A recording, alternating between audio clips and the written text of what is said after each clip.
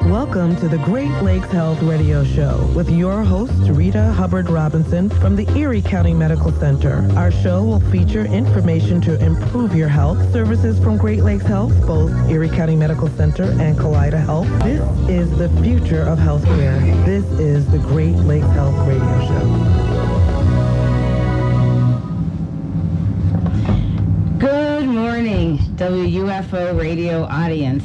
And once again, welcome to the Great Lakes Health Radio program. Isn't it a beautiful morning? Anyway, I am Francesca Messiah, your host from Kaleida Health, and our topic for today is Kaleida Health's Geriatric Center of Western New York, located at DeGraff Memorial Hospital. For some of you in the audience, you may have remembered when it was located, when the Geriatric Center of Western New York was located at Kaleida Gate Circle Hospital. However, with the closing and with the move, the center has recently moved to DeGraff Hospital, located in North Tonawanda, just minutes away from Colvin Avenue in Tonawanda, very close to Buffalo. Our guests for today are three members from the Geriatric Health Center team. First is Dr. Garbarino, who is the medical director of the Geriatric Clinic and also an attending geriatrician for Kaleida Health. And also with Dr. G, I've been calling you, from the Geriatric Clinic, our Luann Stevens, our social worker. Welcome. Thank you. And welcome, Dr. Garbriano. And then another gerontologist is Dr. Donna Desmond. Welcome, everyone. Thank you. Thanks for inviting us. Oh, you're welcome. I am so excited about this topic. One of the major reasons, because Western New York, over 50% of the population is over 65 years old. And I don't know if many people know about what the benefits, the advantages of having the only geriatric center in Western New York.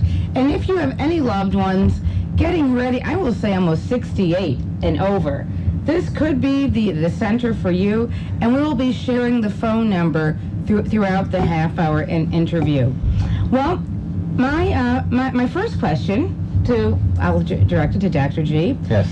Please provide just a very brief overview of the Geriatric Center of Western New York, and why it's important to develop a medical practice that targets this age. The Geriatric Center is a office that has utilized as sort of an interdisciplinary team approach.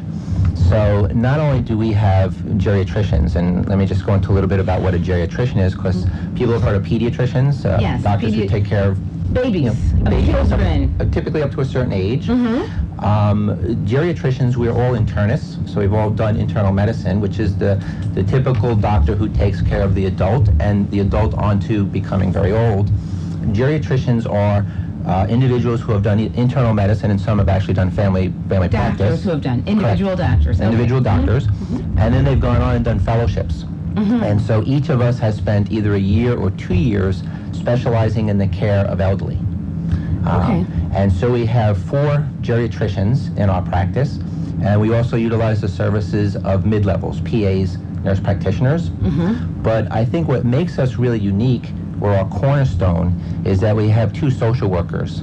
And our social workers are in the office, and we've realized that taking care of the complex and frail elderly means looking at the social aspects.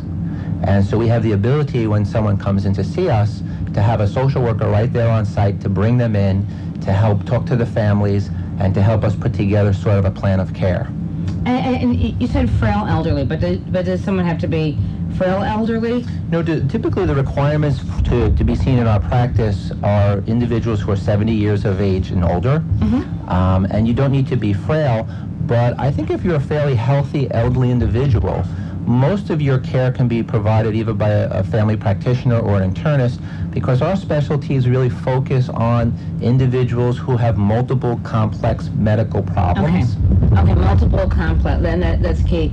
And you know what, I'm a phone number person. Mm-hmm. In case someone says, that sounds like me, this interview sounds great, but let me call right now for an appointment. Could you provide a phone number for someone to call? Sure. Our phone number is 690-24 Just one more time in case someone's pen, that... Okay. Right. Just call 690-2410, and you'll reach the Geriatrics Center. Thank you so much.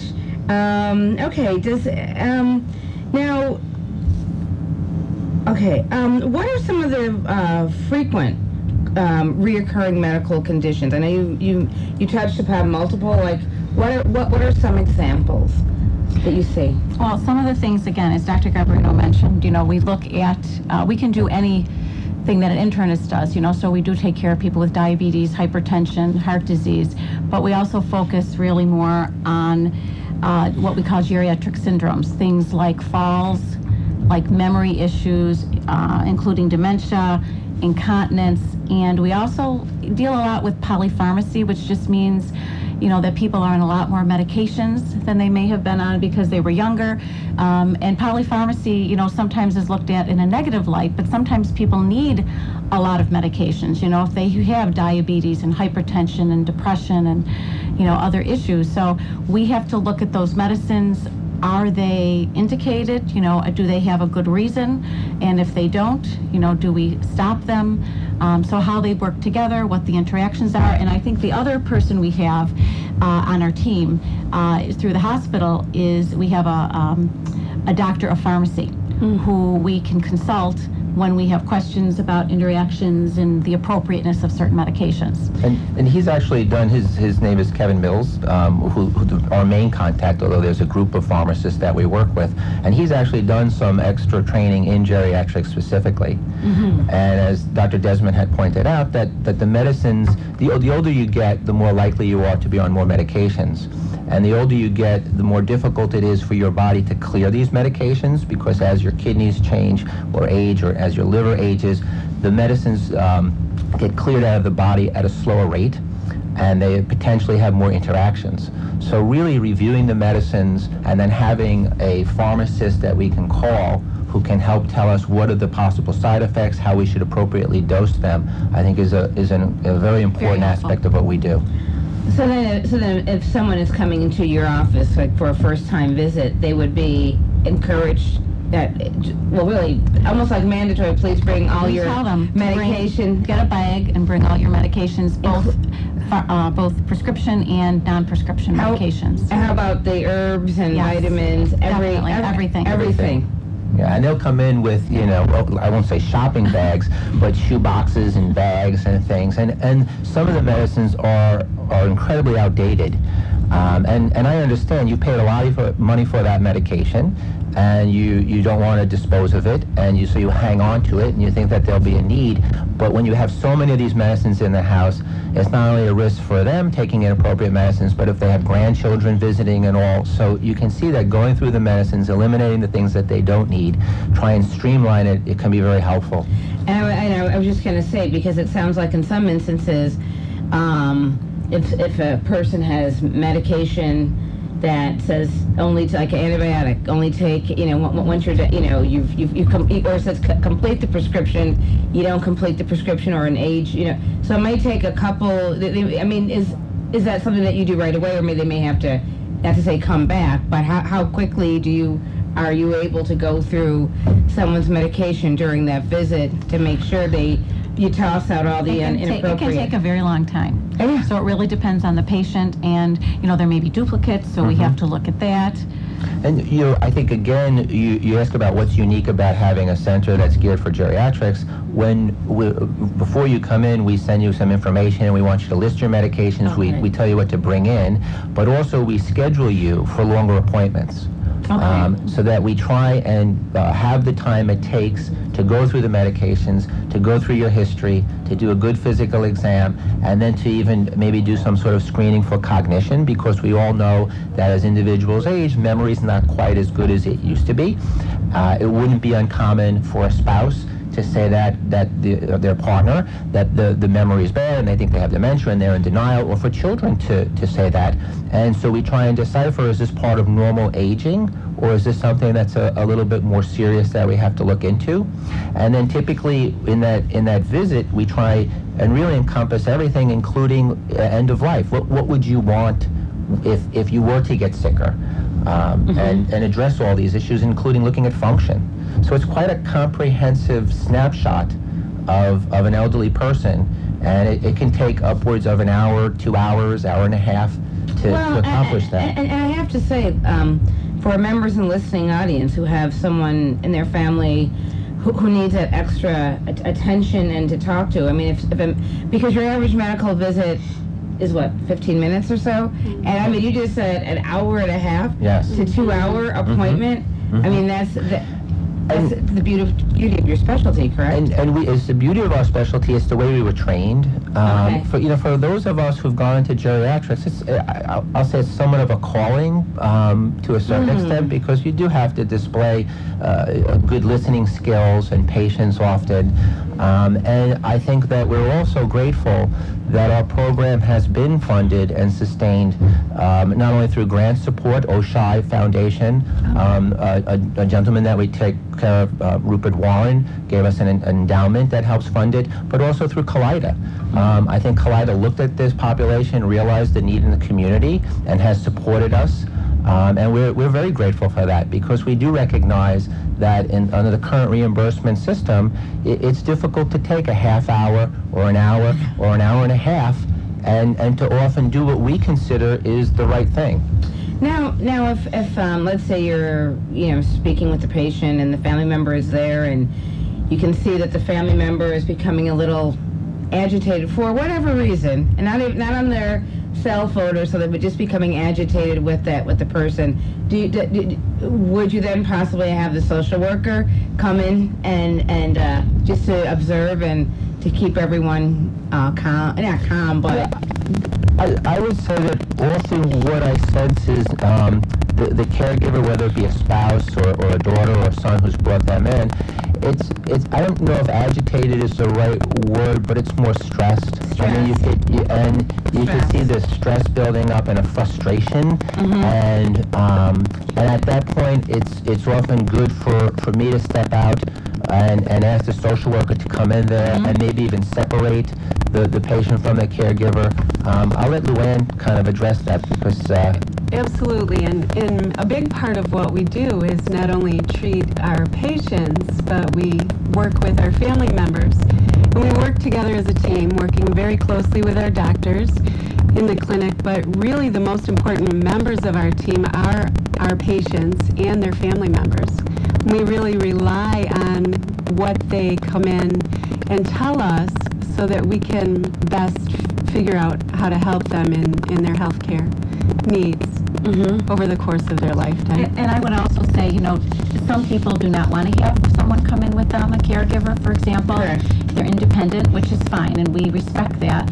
But I encourage people, I think we all encourage our patients, especially if they have multiple medical problems and or some memory loss, we encourage them to have a family member come in, because I think having a second person listen and, give us some more insight is very important. We have to make sure that that the patient is our primary focus, but any additional information that a family member can provide can often help us. the elderly people tend to downplay problems a lot. Everything's fine, I don't have any issues going on. So many of the elderly will downplay these things, and having either a caregiver, a daughter or a son or a spouse come in to give it balance is often very helpful.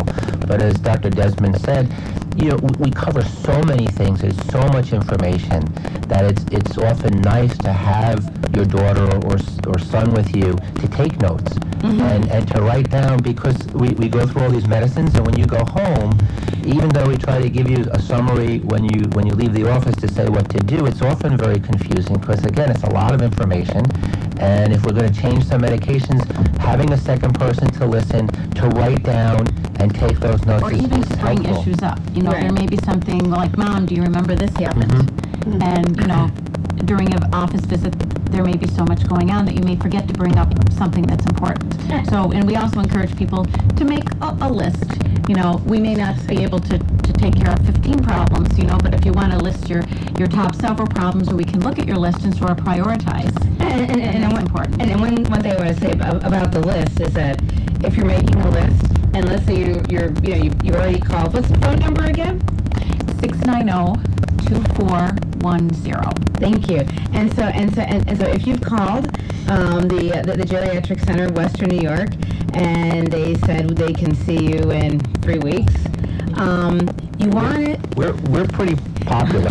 Pretty popular. Yeah. So, but my point is, if they can see you, right. Let's say, do not begin writing the list the day of your appointment. You can start writing the list now. Correct. Yes. The day that you get the appointment, you get their scheduled appointment, because some days you feel great, and you'll think, oh, you know what?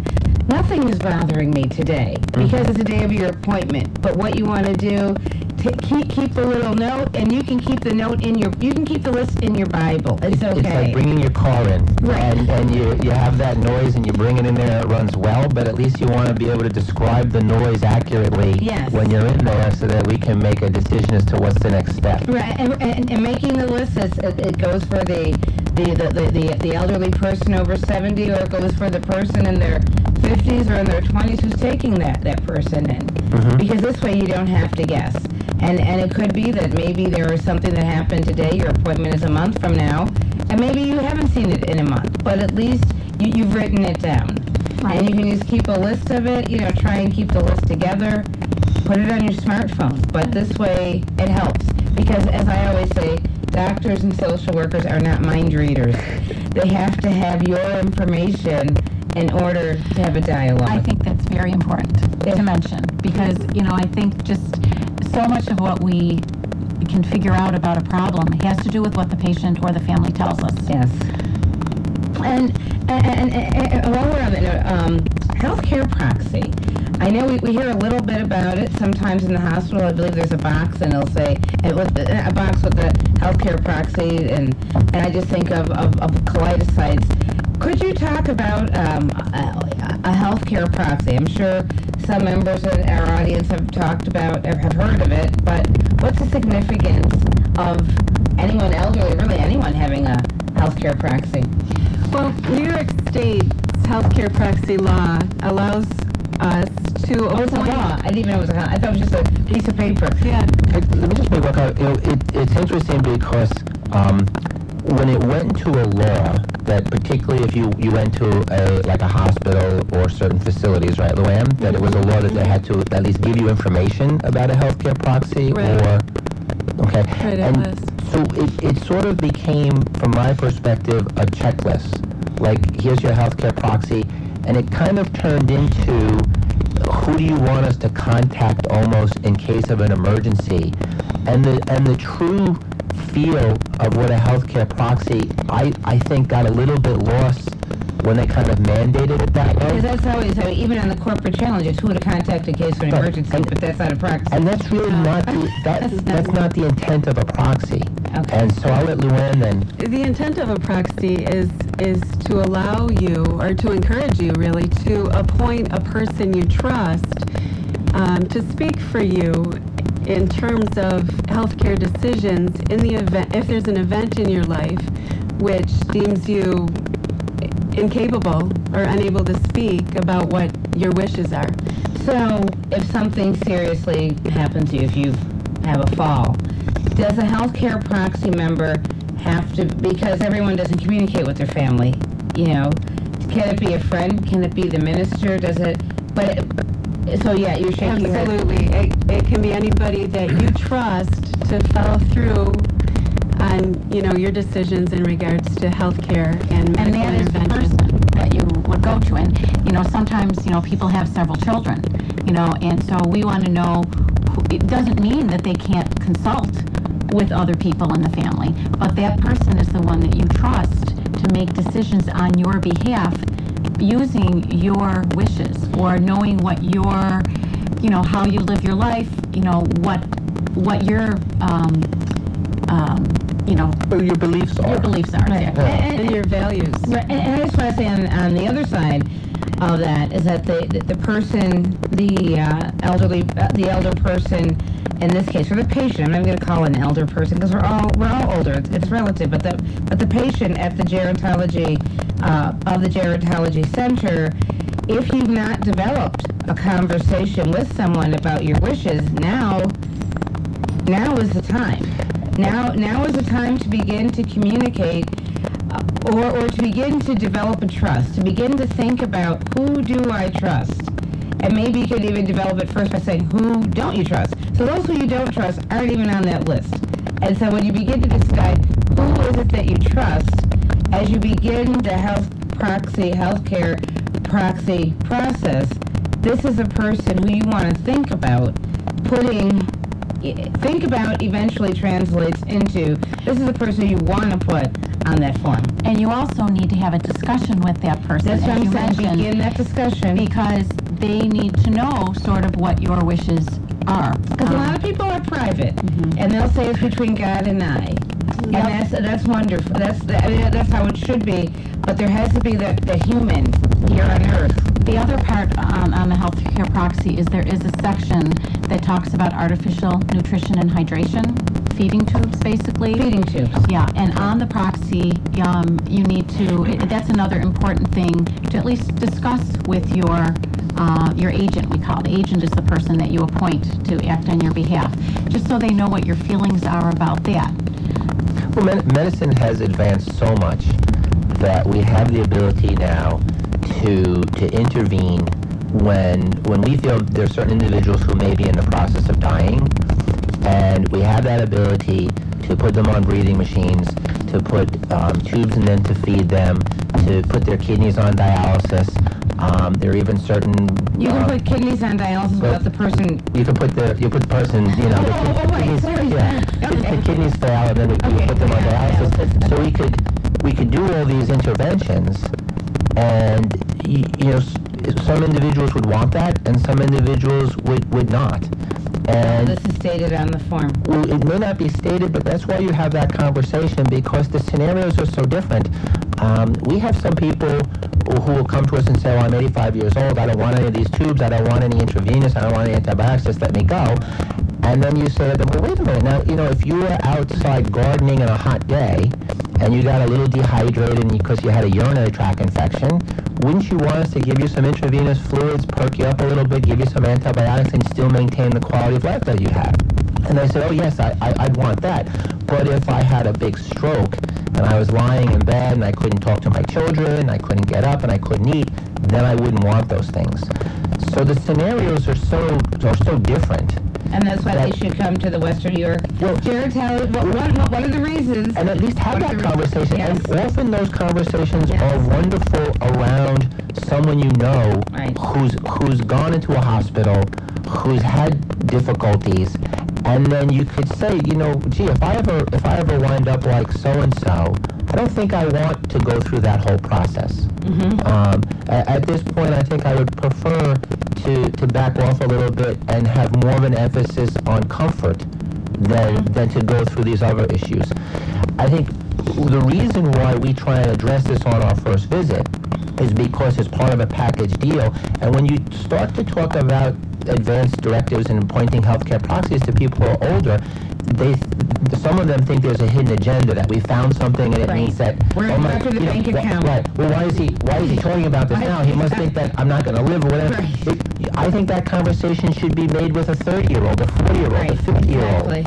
I think it's important to have the conversation so that we're not waiting for a critical moment to have to make that decision. And that's what we're trying to avoid. That's what we're trying to prevent. And radio audience, that's the purpose of this conversation. It's all about it's about prevention and quality of life. And one other thing about the healthcare proxy, some people in the past would come to us and think that an attorney, a lawyer, has to do this take care of this document for you. You can, again, they're in often our office has it. I would think most doctors' office would have a copy, as would hospitals. And so you can fill this form out with, 2 adult witnesses. You don't need an attorney to do that. Okay, our time is running very short, and I know I'm going to have you back. I know that for a fact, another few months, because we've only got you half of the questions. But one of the things, there's also a form called a MOLST, a checklist. Is that part of the health proxy? Well, most stands for medical order set for life-sustaining treatment. And so it's taken the proxy and turned it into what are official orders from a physician. And so typically when we see a patient, we will at least want them to look at the most because it will stimulate some of that thought process about what I want in different scenarios. So we'll have the social worker go into the room, and then Luann will go in and she'll bring the most in with her. And if you want to just briefly kind of outline, the most.